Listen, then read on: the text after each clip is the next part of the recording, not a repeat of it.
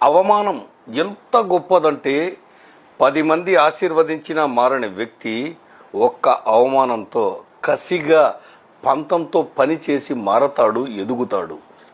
విసిరేసిన విత్తనాలే మహావృక్షాలుగా, వెలివేసిన మనుషులే బలమైన వ్యక్తులుగా మారబోతున్నారు.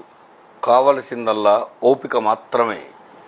విజయం సాధించే వ్యక్తులందరూ ఆకాశం నుంచి ఊడిపడలేదు, శూన్యంలో నుంచి ఉద్భవించలేదు. అనుకున్నారు, నిర్ణయించుకున్నారు, కసిగా పనిచేశారు, ఎదిగారు, గెలిచారు.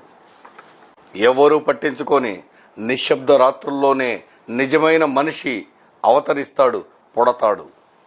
బాధలు బలహీనుణ్ణి భయపడితే బలవంతుణ్ణి మొండోడిగా మారుస్తాయి. నువ్వు గెలిచేంత వరకు ఏం చెప్పినా చెత్తే.